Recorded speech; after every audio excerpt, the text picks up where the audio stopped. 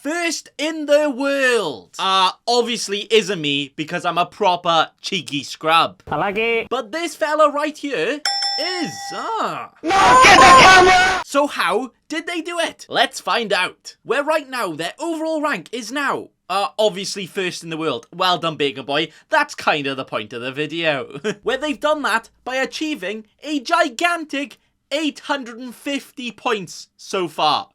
Damn, son! 3 more than anybody else, even though the only chip they have used is the wild card, and that was in Gameweek 5. With also 11 transfers made so far, including 2 hits as well. Spicy. So what I thought I'd do is, just get the magnifying glass out and actually analyse his team and the changes Daniel has made to see how they're currently sitting at first in the world at this moment. Like, imagine being on top of every single other FPL geezer right now.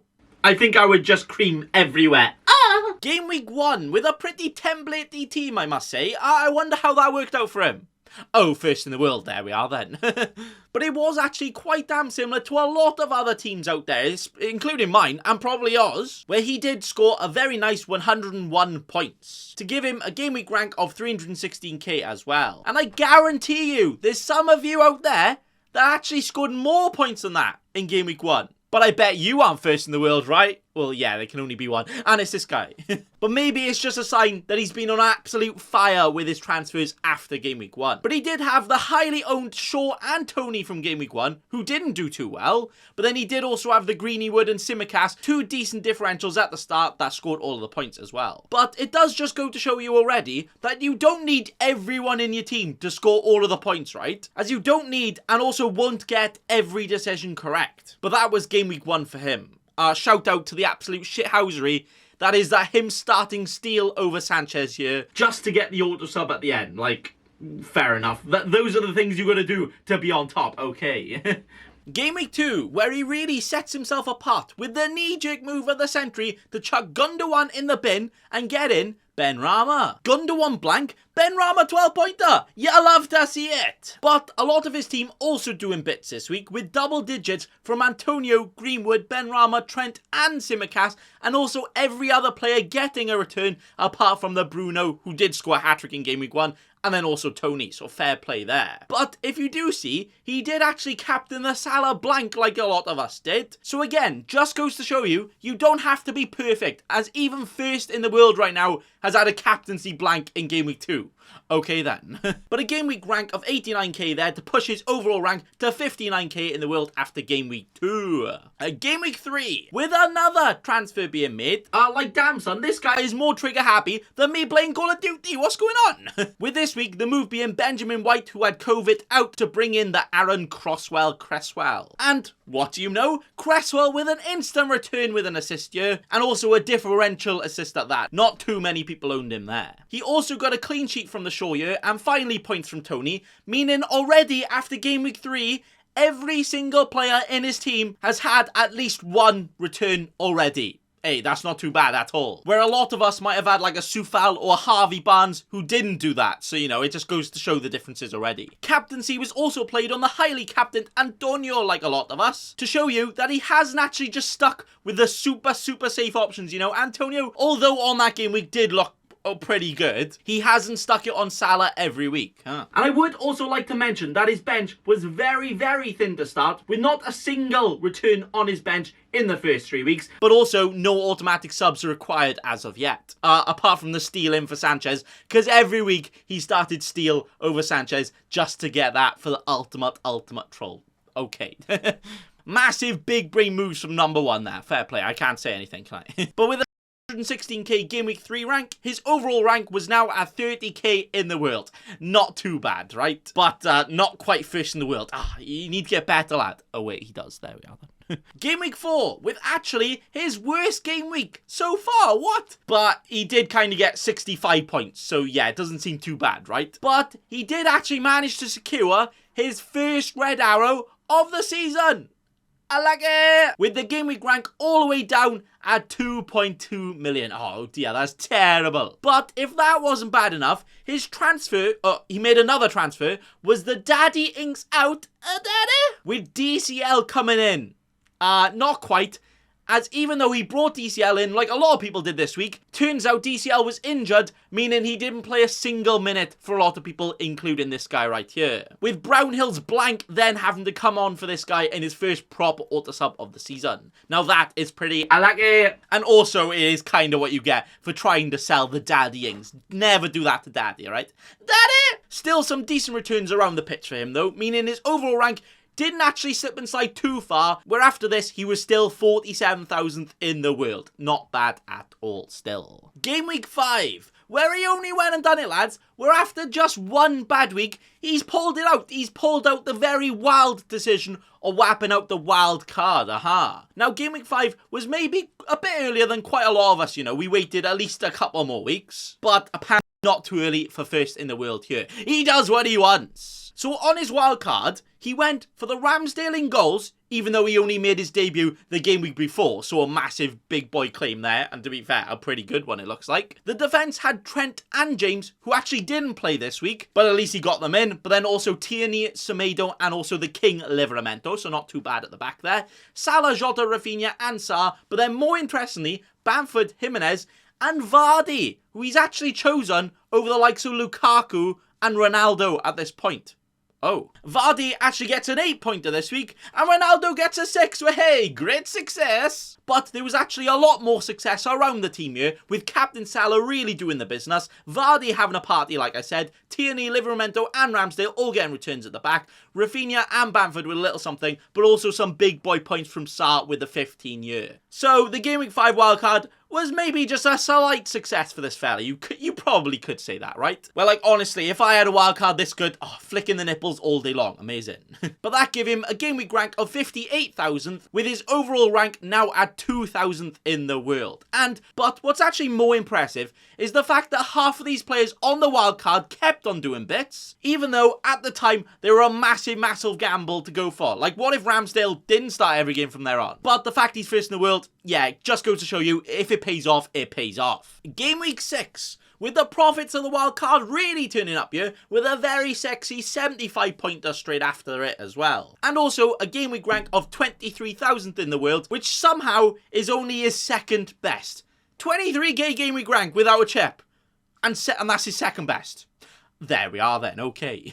But another transfer was made here, which means he's actually made at least one transfer every single game week of the season so far. But this week, his moves was now bringing back in the Antonio, which he wildcarded out because he was suspended for the red card, I assume. And he did that by chucking out the injured Bamford. So a pretty easy move for him there, I would say. The rest of the team, though, just damn like, get the fire extinguisher out right now, because every player here is literally on fire! With Salah, Jota, Sarr, and Rafinha all contributing in the midfield to ensure they all get the big boy points. And also, all three of his attacking line also returning, with Antonio and Jimenez getting some points, but also Captain Vardy as well, who was actually one of the highest scoring players of that week, and he went and captained him. Fair play to your son. But as you can see so far, there's not too many outrageous decisions or some massive differentials coming in, you know? But he has just got good consistency all around the team to make sure every player is doing their bit to make sure you get all of the points. 75 of those points were secured here then, to make his overall rank now 90th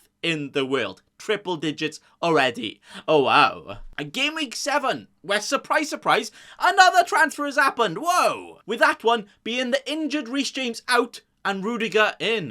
But that one wasn't actually profiting at all, with Rudiger not only just playing one game for him because he actually ended up getting injured just after this, but he also blanked as well. So as you can see, it just shows you don't need to nail every single one of your transfers. You don't need to be absolute perfect to be first in the world. Wait, have I mentioned that this guy is currently first in the world yet? I'm not sure I have. Yeah, he is. But what he did do here was captain the Jamie Vardy again, where even though Salah did score more points, that was against the Man City where not too many people captained him, right? Where a lot of other people, including myself, also went for the captain Ronaldo instead, and this was when he was playing Everton and didn't even start, and then Vardy gets all of the points. Oh dear. So yeah, the Jamie Vardy bringing in for captaincy this week and the week before is arguably one of the main reasons he is right now first in the world. Fair play to ya. 63 points here though, and a game week rank of 106k pushed him all the way up to 6th in the world.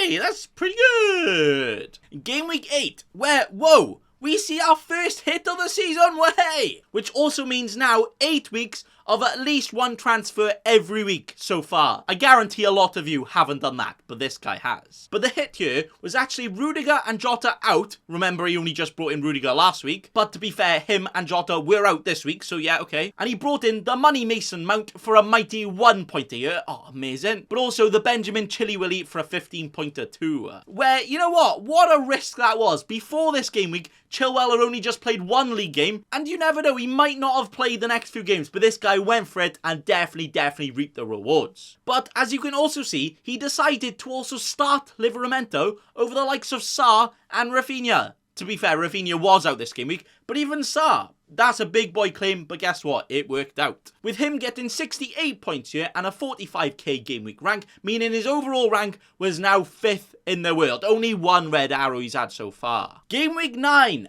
Oh boy! Santa must have come early for this guy, as what a present he delivered for him here. With this week was actually the first week he didn't make a transfer all season. What? And not only did he get a humongous 122 pointer, making him have his best game week rank of the season of 16k, this was also the week he shot up all of the ranks and actually managed to secure himself first in the world. Wowzee. No, honestly, top 3 feelings in the world, right? Number 3, ghost wipe after you are on the toilet, alright? Amazing. Number 2, the orgasm. Oh, amazing. Number 1, being first in the world in FPL. Oh, nothing can ever compete.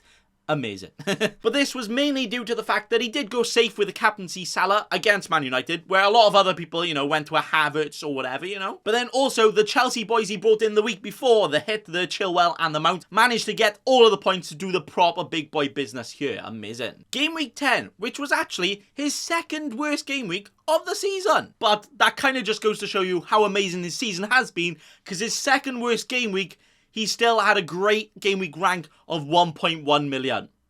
Wow. That honestly might be some people's best game week rank. Okay. Another transfer was made here though, with Cancelo coming in for the injured Tierney, which not only meant he brought in a player who actually blanked this week, he would have actually had Livramento off the bench for Tierney who didn't play, meaning making this transfer, he actually got less points, as playing the Livramento over Cancelo would have just been better. So again, another reminder, you don't have to be perfect, especially the week you make the transfer, as you see in a minute, bringing in Cancelo, yeah, definitely got him more points after that. So sometimes don't get so down about some of your transfers, you know, look at it long term, and if a transfer makes you profit, even if it takes 10 weeks, at least profit is profit, right? So even with his terrible 65 point a year, he was still first in the world, even though it was his second worst game week. Okay. and then to game week 11, the last game week we've actually had. Haha, we've made it. Where he made 3 transfers for another hit year, which included taking out Sarr, Antonio and Mount, who actually scored a combined 5 points this week, for Mbeumo, Tony and Jota, who actually scored exactly 5 points as well. Oh dear.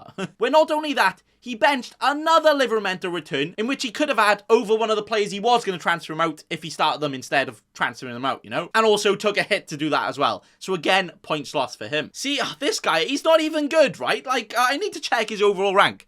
Oh wait, he's first in the world. I can't say anything. Well done.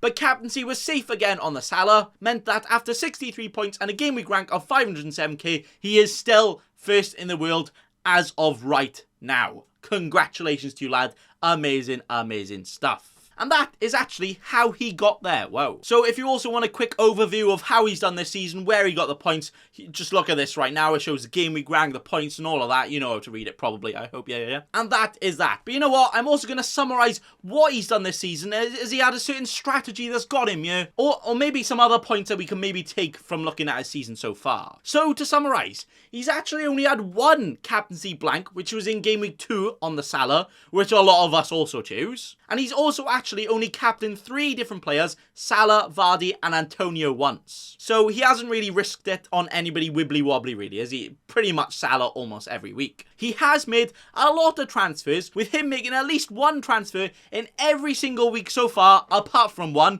But then he did take a hit the week after, which was also his first of 2 hits he's taken so far this season. So it means hits can work. Actually, most of his hits didn't work, But it does go to show you, you don't have to be scared of them, right? They could work, and if they work, all of the points. He also hasn't had any outrageous returns from a huge differential. Like, he hasn't had any, like, 0 or 1% owned players like a Kovacic or anyone, you know? And he mainly just has a lot of the core players a lot of us all have, but then more importantly, has made sure he's had consistent returns from his entire team, not being afraid to take out a defender, midfielder, forward, whoever it may be. And that is pretty much it for first in the world. Hey! So, as you can see, he hasn't actually done anything too different, you know? And there is actually no secret recipe or anything that you need to look at to do differently. Pretty much, he's just managed to be consistent, getting in the players to score points, and that's all you need to do. So I do also want to remind you that if you haven't or don't play FPL similar to this guy, this right here does not mean you should play like this. Because even though this guy's first in the world, I guarantee you in the top 10, a lot of them have played the season completely differently, and it just so turns out that this guy is top of the world after this week. But what it does tell you is that every single move, every single change you make to your team doesn't actually have to be perfect, as nobody gets everything right. You can be annoyed by bench points, but guess what? It's actually not the end of the world, and you could still do amazing. Maybe even you could still finish first in the world, even if you're like outside the top million already. It could happen. But that is going to be it for today. Thanks for watching this analysis of world number 1 in the world. Let me know your overall rank to see how close you are and all that, you know. But also, remember...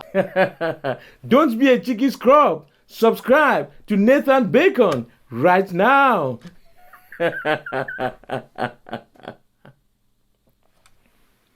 Don't let your memes be dreams.